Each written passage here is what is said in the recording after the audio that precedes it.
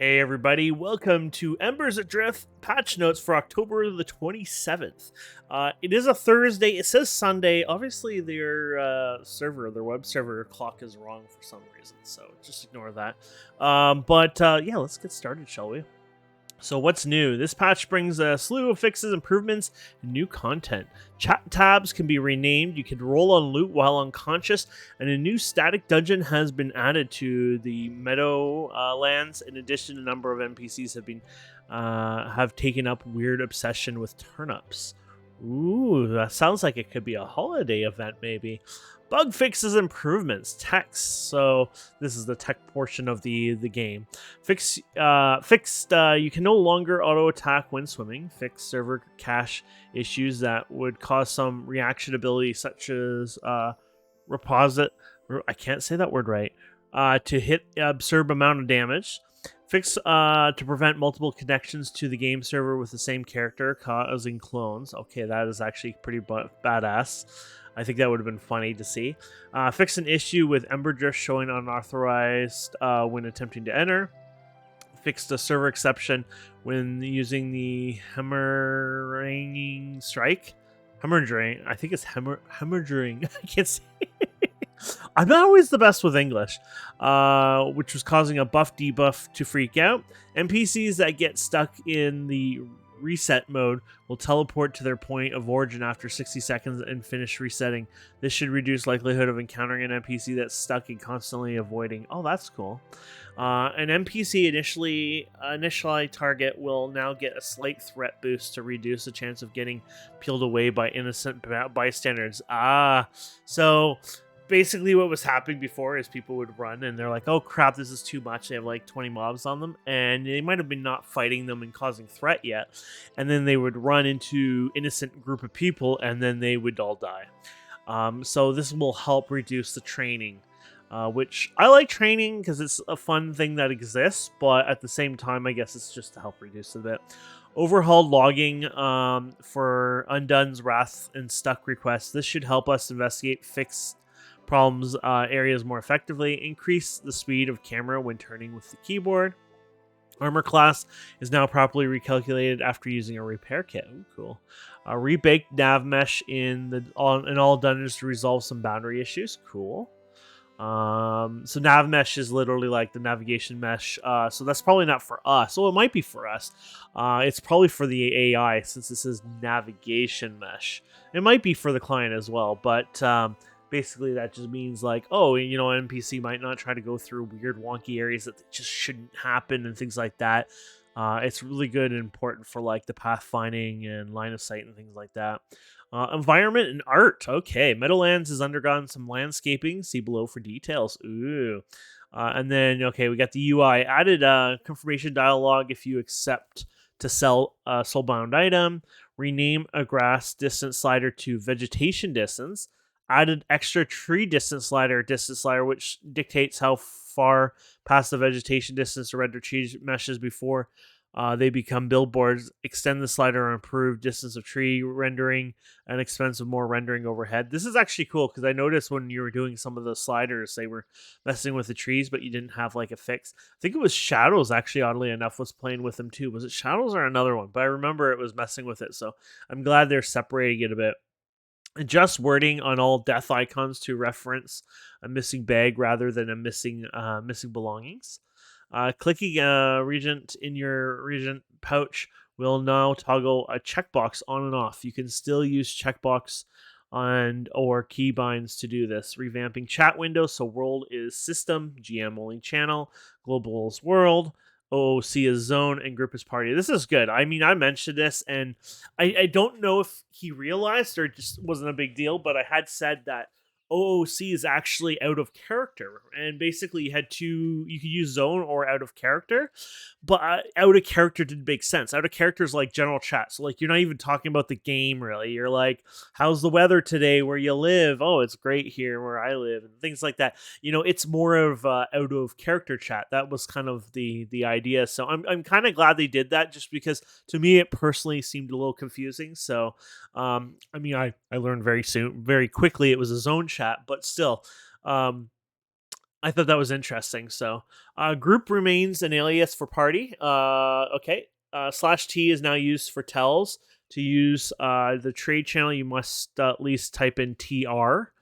That makes sense. Chat channel filters have been overhauled to be less confusing. Chat input is now limited to 200 characters.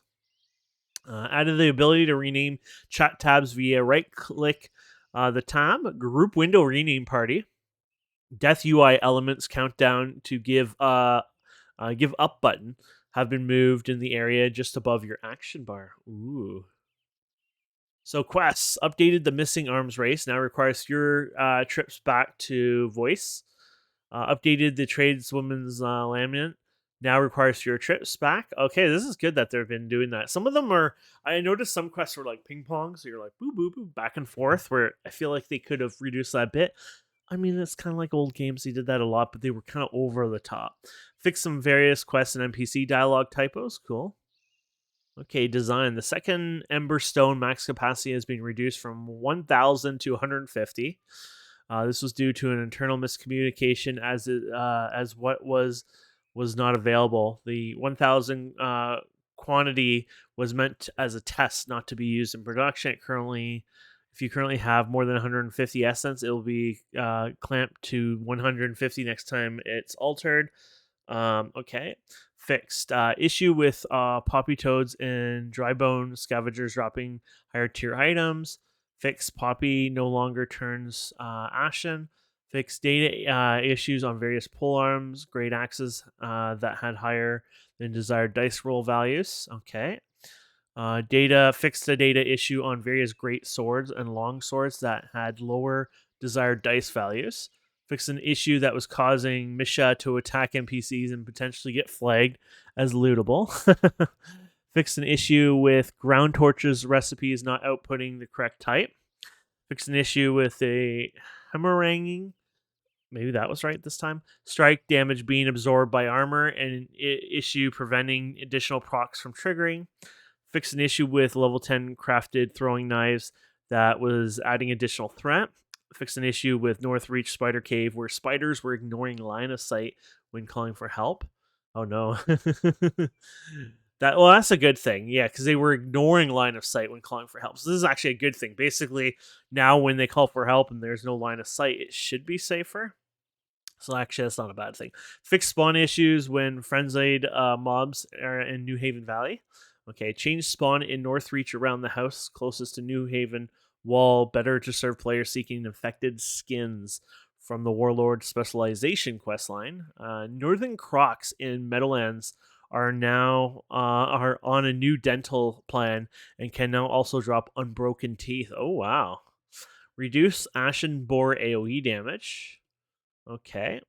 I did multiple versions of the Basilisk. Can't say that one. Armor plates to better balance ability to solo group play. Cool. Soggy boots updated with movement debuff resistance rather than negative movement. Okay, so with negative movement debuff resists rather than negative movement. I guess because it has the negative in there. Sometimes it's like maybe put that in words, but that would be silly to be fair. But my brain sometimes just skips over the Yosef mask fixed to have 0 armor weight. Adjusted difficulty of group content 2 and 3 chevron mobs. Interesting. That's interesting. We'll see what that's like. Change to duelists. We've been monitoring a lot of feedback on Discord related to the power specialization, as well as many of the great suggestions on how to change things. For now, the changes are targeted around values of the current abilities and will be monitored. So reduce stamina usage on the patch, damage and duration of serration increase, trigger count decrease, damage increase on combined strike, cooldown decrease. Okay. Changes to quests and spawn and rewards. We've had a lot of feedback regarding spawn rates and difficulty in fighting specific quest mobs. The result appears to vary greatly between 30 minutes and 6 hours in some cases. That's probably what was happening with that ancient bear. Is that one time we would never pop. We just like screwed it. We went to a different instance. The difficulty of the quests have proven to be more frustrating than fun, with no feedback to the player that they are doing right thing to finish quests. Yeah, literally. With this in mind, we have made 2 changes. Current quest mobs spawn rates have been drastically increased. Few quest rewards have had their items powered reduced. Hulk's weapon rewards reduce in item power, and Brook Hollow weapon rewards reduce in item power. Note that there are plan changes to how quests will work in the future. See below for more details. Okay, so new stuff. Chat tab renaming. That's awesome. So you could rename them. That's awesome. People wanted that. Turn ups. So the town folks of New Haven have seemed to have gone a little turn up craze. For some reason, the town is covered in carved turnip heads. I wonder if there is anyone who might know what's going on. So there's the carved turnip heads. I like this one. This one looks so sad. They actually look really cool. Those models, though, really cool. And I like they're doing turnip. You know, not everyone does pumpkins. They're like, we're doing turnips here. Loot roll while unconscious. You can now roll loot while unconscious. You should be able to manage your bag and gathering bags while equipped. The abilities will remain locked. This should allow you to destroy items if needed to make room for precious rolls. This is cool. Because I said in groups before, like, you're not supposed to touch, and I've done it a couple times accidentally because I'm used to, like, modern MMOs. But when you're playing, like, the real challenging MMOs, and I didn't even actually know loot rolling was broken at this point when we were dead or anything. But what happened is we used to have rules for the harder ones, even a while back in, like, classic days. Basically, first you finish the boss or mobs, and then you loot. You don't loot before all the mobs are done, because people have to pay attention, look if they want the gear, things like that. Second of all, you make sure everyone's res and everything before you roll the loot. It's just always how it was, like, back in the day. It's not so much that way now in games, but yeah, I'm glad they fixed this anyways, because I think it's needed. But it's interesting anyways how times have changed. Obviously, Meadowlands changes. So many of you reported over the past week Meadowlands NPC navigation is a bit of a mess. To address this, we made some minor adjustments to landscaping to help improve the situation. These changes slightly reduce the playable space in the area that were underutilized, and allows us more efficiently create separate navigation meshes are stitched together at the runtime through links. Ideally, this will reduce the computational overhead of the NPC navigation costs and improve performance as a whole. Okay, that's cool. In addition to the above changes, we have also blocked off access to the water outside the crossing until we could get a better understanding of what's causing the pathing issues near the shorelines. We feel it's best just to exclude these areas from NPC navigation entirely. Once we get a bit more time, we will revisit these areas and potentially open them back up. More like they will. It just takes time, right? They have so many things on the list to do, so they want to work on other things, obviously, and then, come back to it. Now that the water is blocked, you can no longer swim to Frog Island. 2 dinghies have been placed along the shoreline, which can be interacted via right click. This will take you to the island. Note that you must be out of combat to interact with these boats. That makes sense. The Aquifer. A new static dungeon has been added to the Meadowlands called the Aquifer. At least one more static dungeon is planned in Meadowlands in the near future. Awesome. So I like how that's like the tiniest, like, non-scene patch note. We added an entire dungeon, but it's just, I kind of love how the priority and things like that are a little weirder in this, but that's fine. I like that. Work in progress. To see a full list of our current progress. Okay, so this thread. That's basically, yes. So this is the progress. This is like an updated on progress. So this is not in the patch right now, as far as I know. This is things that are coming in the future. So more shirts. Our team has delivered a bountiful selection of new shirts that should make their way to the loot tables within the coming weeks. So look at the cool shirts, some tattered ones and stuff, which look nice. More Ashen, timeline 1 to 2 weeks. More Ashen creatures on the way. This includes raccoons. Yeah, so we've been through this before. This is awesome. Basilisks, does, stags, and others. I know we said 1 week, but some things came up. That's fine. Your patch notes are huge. You did a lot.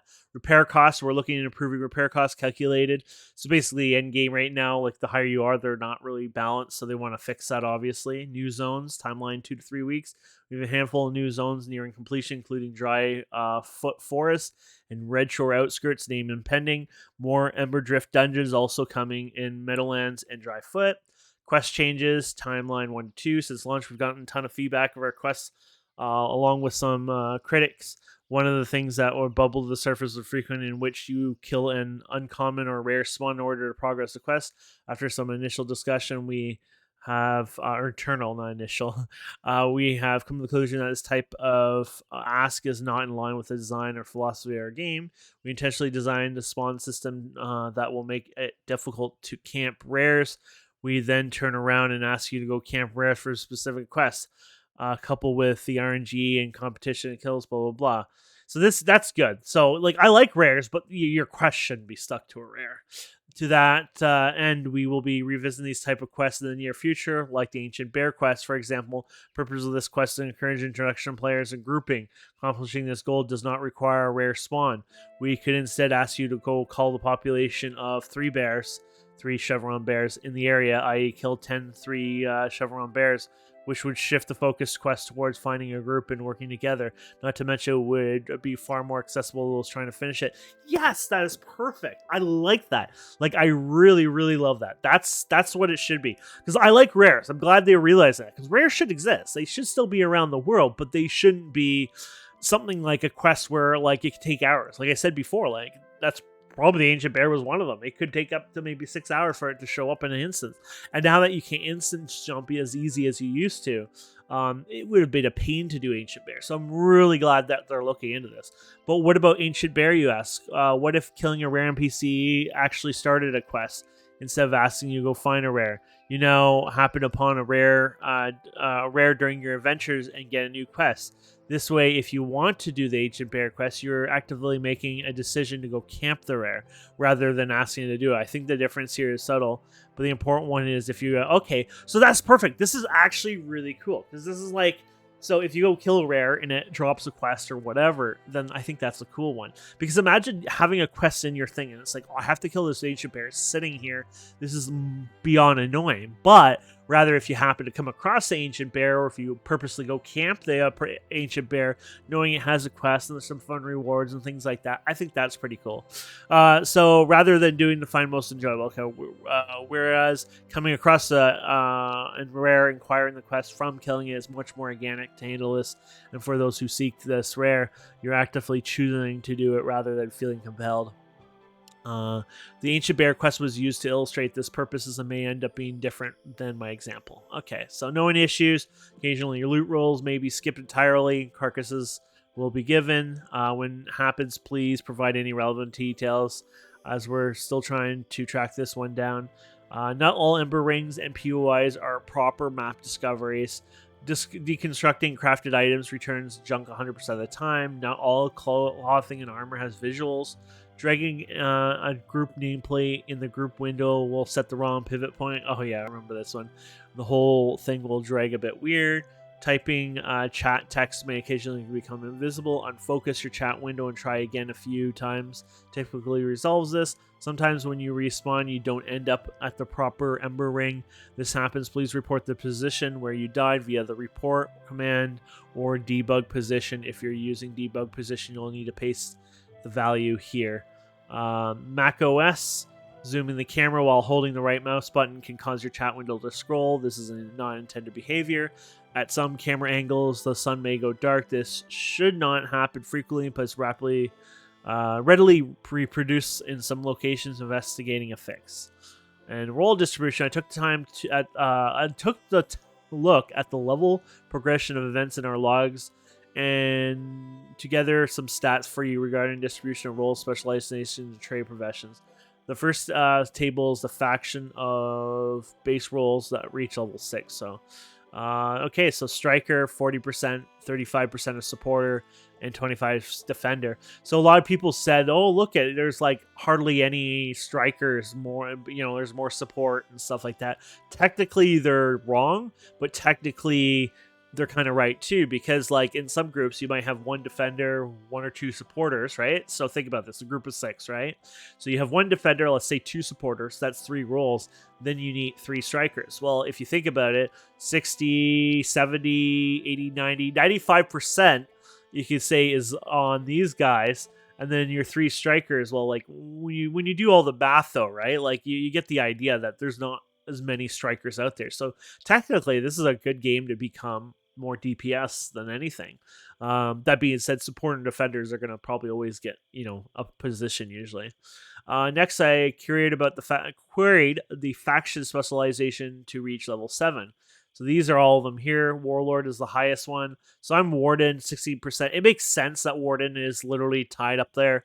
Warden is considered the best solo player. Undone there has mentioned this before, that like literally he straight up said that's probably the best solo class in the game. It's made to be a solo class. It's meant for that, and that is why it exists the way it does, pretty much. So it's not like, World of Warcraft or some other game where, every class is exactly perfectly balanced. So you take 2 DPS classes and like this one is equally balanced to this one.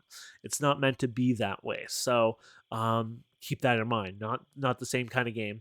If we do the same stats for gathering, level 6 we have hunters. So 40% are hunters, 30 forester, and 30 prospector. I'm actually amazed that hunter is higher, and the only reason I'm surprised by this is only for the fact that the basic tutorial, like you're a newbie learning the game, the first thing that comes up first is the forester. And the forester is actually very annoying at first to do. But hunter is actually the smartest thing to do because it's kind of the easiest thing to do. The first thing you're going to do is be killing those animals. Right where you get out of the gates, I took prospecting. It's harder to find ore, and it's harder to find the logs on the ground right when you get out of the gates because it's swarming with new players, at least when it first started, right? Hunter would have made sense because everything you kill, then you can, skin, and then you can pick, say, prospecting or forestry later on when you're more fleshed through the zone.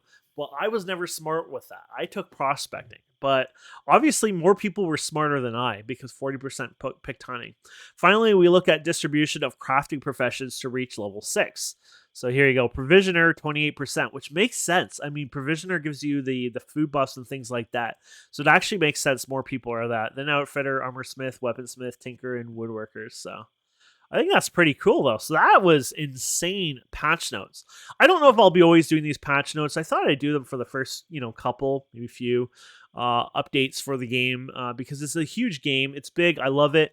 I won't be always playing the game as well, just for the fact that I am a general YouTuber. I go and play other MMOs and video games all the time. I'm making videos all the time for things. I'm kind of a floater, so don't think that's my hate or dislike of this game. I like this game a lot. It's just a game like Embers Adrift, which I like the concept of it taking a lot of time and effort, is literally kind of the issue for me sometimes. Is it takes time and effort, and I don't want them to change that. That is not their fault. That is my personal time and effort and things like that. So, I might do some videos on New World in the future here, or World of Warcraft when the expansion comes out. I could create literally probably 10-15 episodes in a day on those ones. Where Embers Adrift, at this point where I'm in the game, it might be 1 or 2 episodes in a whole daytime play, maybe even less, because I'm not gonna, record doing grinding these mobs all day long. I want to do meat and potatoes. So if it's just joining a group, going and doing something over and over like we've done, that doesn't always make the best content, obviously. And so that's why you'll see lacking of lacking of content. But either way, I hope you've enjoyed this. Thank you so much for watching. I'll put the patch notes, obviously, in the comments, sticky there. And we'll see you guys next time. Have a wonderful day. Goodbye.